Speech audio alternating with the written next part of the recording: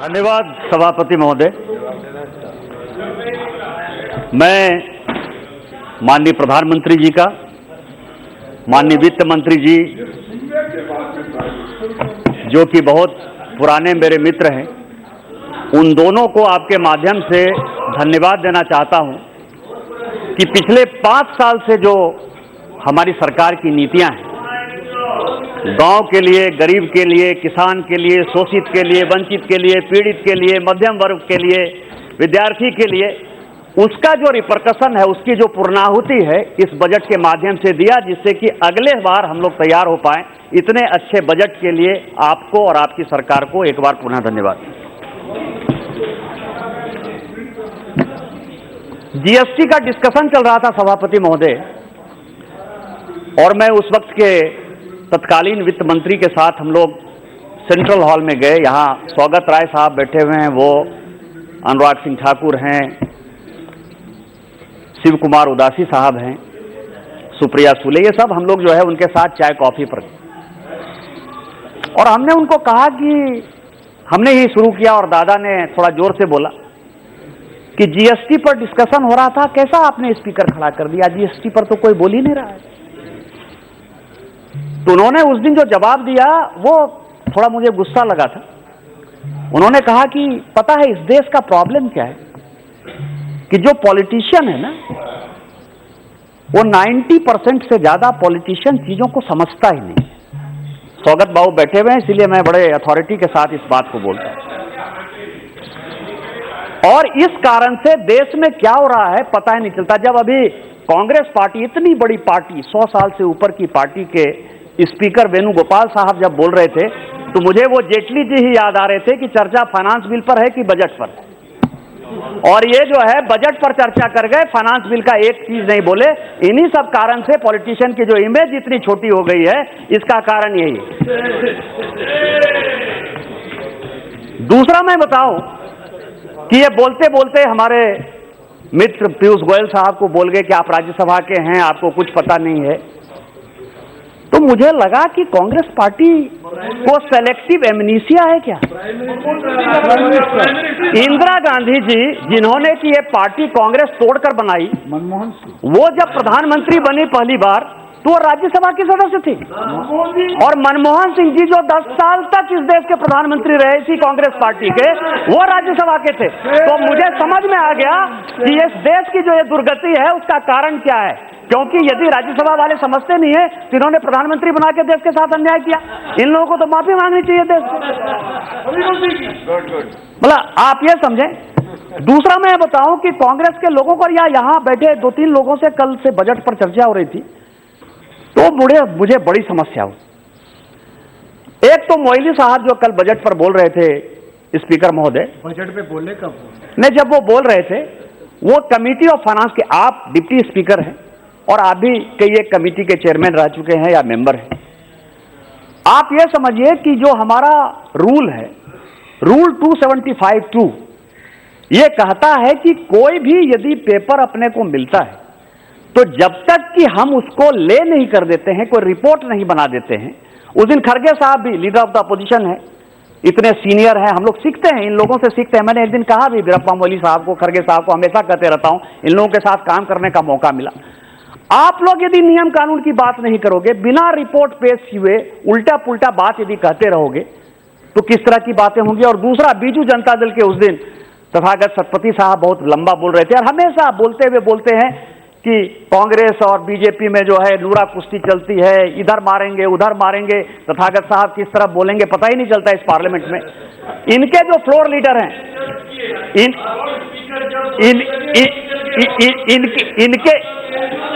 इनके जो floor leader हैं, कल ये बोल रहे थे स्पीकर महोदय, इनके फ्लोर लीडर, कि ब्लैक मनी पर जो रिपोर्ट है वो वीरप्पा मोइली साहब उसको रिलीज नहीं कर रहे। और स्वाभाविक है कि सरकार रिलीज नहीं कर रही है ब्लैक मनी के रिपोर्ट के ऊपर, और इसीलिए उन्होंने कहा कि कांग्रेस और भारतीय जनता पार्टी की मिली भगत है। मुझे तो लगता है कि बीजू जनता दल भी हमारे साथ ही है। ये ब्लैक मनी की रिपोर्ट पिछले 1 साल से हमारी कमेटी में है। स्वागत बाबू भी उसके मेंबर हैं, दिनेश त्रिवेदी साहब मेंबर हैं, इधर भी हमारे शिव कुमार उदासी से लेकर गोपाल शेट्टी तक मेंबर हैं। जो मेंबर है उस कमेटी का, उसको उस रिपोर्ट को देखने का अधिकार है। वो जाकर देख सकता है, वो जाकर पढ़ सकता है। यदि आपको एक साल से फुर्सत नहीं मिला ये रिपोर्ट पढ़ने का, तो उसमें कांग्रेस और बीजेपी की मिलीभगत क्या है? आपकी मिलीभगत है, टीएमसी हमको सपोर्ट कर रही है। दूसरा सवाल यह है कि सेलेक्टिव एमनेशिया में कल से लेकर आज तक मैंने कई एक चीजें सुनी कि हमने इकोनॉमी को ये कर दिया, एनपीए ऐसे हो गया, वैसे हो गया। मैं केवल 2 रिपोर्ट कोट करूंगा स्पीकर महोदय, इसके बाद मैं फाइनेंस बिल पर आऊंगा। एक 2004 का जो है इकोनॉमिक सर्वे, 2004 जब माननीय अटल बिहारी वाजपेयी के नेतृत्व में हमारी सरकार गई और यूपीए की सरकार ने इकोनॉमिक सर्वे इस पार्लियामेंट को पेश किया।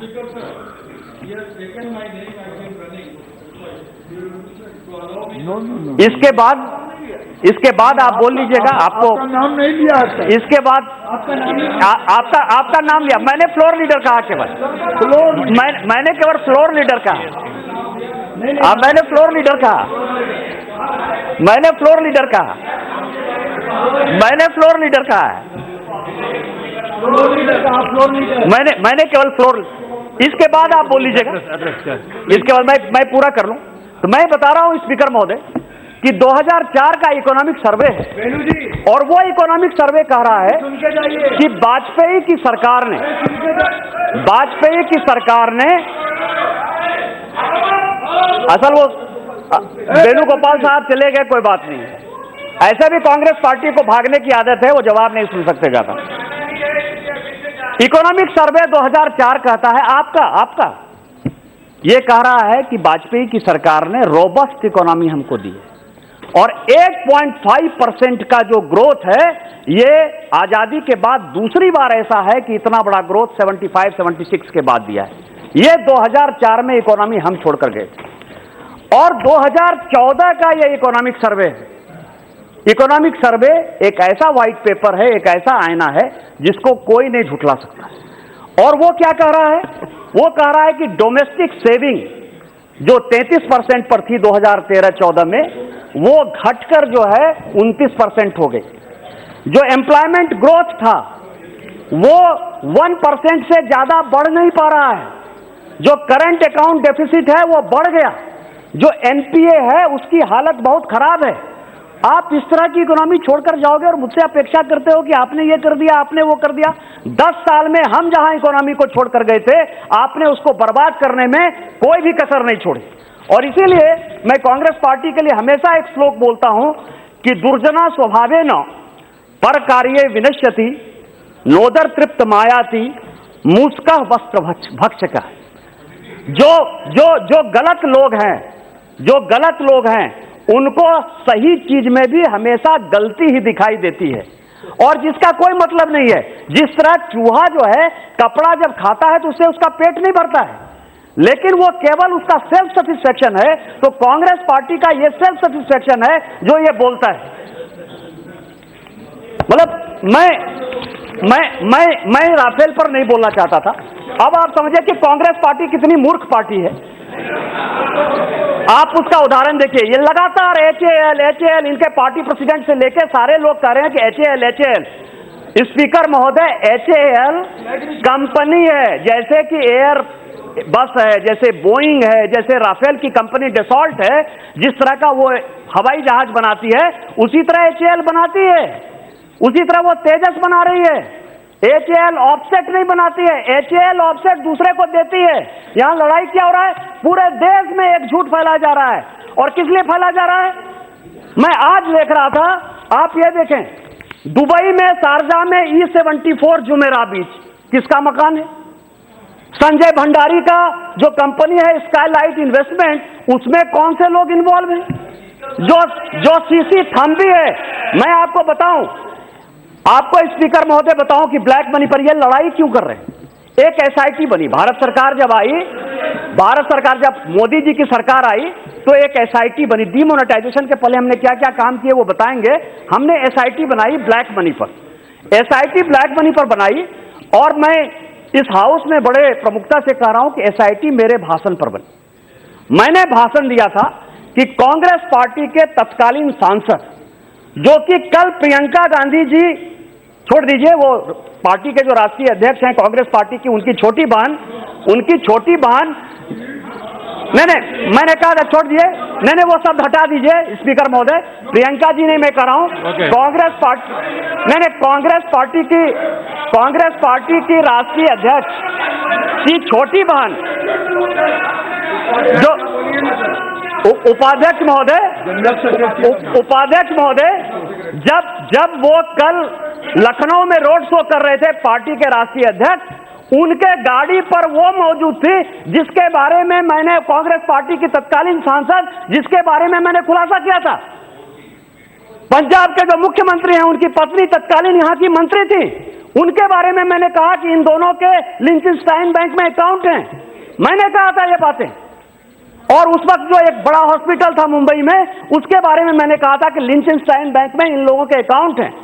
उस वक्त on the floor of the house Congress party के जो वित्त मंत्री थे उन्होंने ऐसा कहा कि कोई बात नहीं है, और बाद में यह तय हुआ कि उन लोगों को टैक्स देना पड़ा। और चूंकि कांग्रेस की सरकार ने कोई काम नहीं किया तो एक पीआईएल हुआ, हर्ष रघुवंशी ने पीआईएल किया मेरे भाषण पर, उसके केस को राम जेठमलानी जी ने और उसके केस को शांति भूषण ने लड़ा, और उसके बाद 2011-12 में सुप्रीम कोर्ट ने यह फैसला किया कि इनको एसआईटी बनानी चाहिए ब्लैक मनी पे।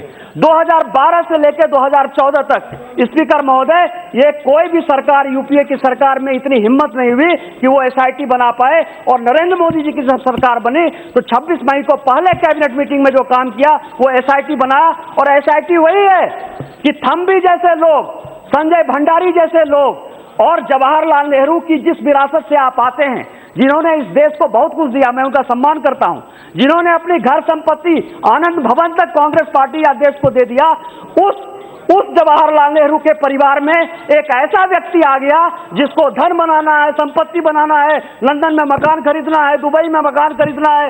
ये थम्बी जैसा आदमी जो दिल्ली के चारों तरफ आज जितनी भी प्रॉपर्टी, कम से कम 3,000 एकड़ की जो प्रॉपर्टी है वो थम्बी के नाम से।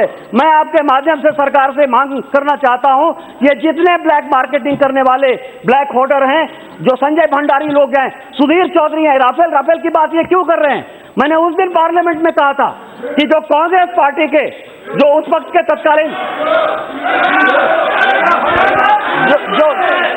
जो कांग्रेस पार्टी के जो मध्य प्रदेश के मुख्यमंत्री हैं, उनके रिश्तेदार जो है वो यूरो फाइटर के दलाल हैं, सुसेन गुप्ता हैं, अरविंद खन्ना जो इनके एमएलए हैं स्पीकर महोदय पंजाब में, ये सारे लोग, यदि राफेल डील नहीं होगा इन सबों को फायदा होगा, और कांग्रेस पार्टी उसी के लिए ये कर रही है। मैं दूसरी बात कह रहा हूं कि एक कहावत है कि बुरा जो देखन मैं चला, बुरा न मिलिया कोई, जो दिल खोजा अपना मुझसे बुरा न कोई। मैं आपको बताऊं, ये इनकम टैक्स रेट जो है सरकार ने कम किया। ब्लैक मनी इस देश में क्यों जनरेट हुआ? एक बांचू कमेटी की रिपोर्ट है, 1971 में एक बांचू कमेटी रिपोर्ट जो है इन्होंने बनाई, और बांचू ने कहा कि जो मैक्सिमम मार्जिनल रेट है वो इतना ज्यादा है कि लोगों को आप होर्डिंग के लिए, मैं आपको बताऊं कि 1971 का मैं टैक्स स्लैब देख रहा था स्पीकर महोदय, एक आदमी को 97% अपने कमाई का भारत सरकार को दे देना पड़ रहा था, और उसके ऊपर वेल्थ टैक्स था। आप जो है चोरी करने के लिए प्रेरित कर रहे थे। और उन्होंने जो कहा कि बांचू कमेटी ने कहा कि कभी भी जो है expenditure tax should be introduce to check evasion through consumption, जो जीएसटी के बारे में है, कभी उन्होंने 1971 से लेके उसके बारे में नहीं ध्यान दिया। उन्होंने कहा कि there should be no aggression of income of husband by minor child for the purpose of tax assessment. उन्होंने कहा कि tax at the rate of 33% should be deducted at the source. इसका कारण यह था कि हम एशिया में रहते हैं। मैं आपको बताऊं कि हमारा कंपटीशन वर्ल्ड में दूसरे लोगों से है, और हमेशा बात होती है कि आप टैक्स को जो है 33% से 25% पे क्यों लाए, आप 5 लाख का एग्जम्पशन क्यों दे रहे हो, 10 लाख का एग्जम्पशन क्यों दे रहे हो। यहां सभी पढ़े लिखे लोग हैं। हम यदि पूरे दुनिया में रोजगार करना चाहते हैं तो आसपास के कंट्री में क्या होता है ये जानने का सवाल है। केवल आपके माध्यम से मैं सदन को बताना चाहता हूं कि बांग्लादेश जैसा देश, जो कि हमारे कितने बाद स्वतंत्र हुआ 1971 में, वहां इंडिविजुअल टैक्स 30% है, इंडोनेशिया का टैक्स 30% है, मलेशिया का 28%, ये मैं पर्सनल टैक्स की बात कर रहा हूं, अजरबैजान का 25% है, लाओस का 24% है, अफगानिस्तान का 20% है, सिंगापुर का 17% है, हांगकांग का 15%। और उसी तरह से यदि कॉर्पोरेट टैक्स की बात करें तो कॉर्पोरेट टैक्स में यदि आप देखेंगे तो फिलीपींस का 30% है, श्रीलंका का 28% है, बांग्लादेश का 25% है, साउथ कोरिया का 25% है। यदि इस तरह के टैक्स आसपास आपके कंट्री में है, यदि आपको डेवलप करना है तो अपने लोगों को आप टैक्स पेइंग कंट्री बनाएंगे कि नहीं बनाएंगे? कॉर्पोरेट को आप व्यवस्था देंगे? क्योंकि इस फाइनेंस बिल में जो एक बड़ी बात है कि 250 एमएसएमई सेक्टर, यहां गिरिराज सिंह जी बैठे हुए हैं, इनके सेक्टर को सबसे ज्यादा फायदा है कि जो 250 करोड़ से ऊपर के टर्नओवर की कंपनी है, उसका जो टैक्स है ओवरऑल एग्रीगेट टैक्स वो 25% होगा। और मैं हमेशा इस बात के लिए डिमांड करते रहता हूं कि इस टैक्स को धीरे धीरे अपने को बढ़ाना चाहिए, क्योंकि कोई बिजनेसमैन है वो थोड़ा व्यापार जरूर करता है, थोड़ा पैसा जरूर कमाता है, लेकिन बिजनेसमैन जैसे, क्योंकि मैं इस सरकार का सबसे बड़ा शुक्रगुजार हूं कि पहली बार किसी सरकार ने टैक्स पेयर को धन्यवाद दिया। टैक्स पेयर को धन्यवाद इसलिए दिया कि यदि टैक्स नहीं आएगा तो देश में पैसा नहीं आएगा, रोड नहीं बनेगा, रेल नहीं बनेगा, हॉस्पिटल नहीं बनेगा, किसी तरह का इंफ्रास्ट्रक्चर नहीं क्रिएट होगा। तो मैं स्पीकर साहब आपको बताना चाहता हूं कि हम कंपटीशन करते हैं कि चाइना से हम कैसे कॉम्पीट करेंगे, ईरान से कैसे कम्पीट करेंगे, सिंगापुर से कैसे कम्पीट करेंगे, बांग्लादेश जैसा देश टेक्सटाइल में, ये मंत्री जी बताएंगे कि हमसे जो है कम्पीट करने का प्रयास कर रहा है, थाईलैंड, बैंकॉक जैसे देश कम्पीट करने का प्रयास कर रहे हैं, या टूरिज्म वहां बढ़ रहा है। लेकिन आसपास के कंट्री में क्या हो रहा है, इसके बारे में कभी भी देश के किसी व्यक्ति ने नहीं सोचा। किसने सोचा? हमारी सरकार ने सोचा।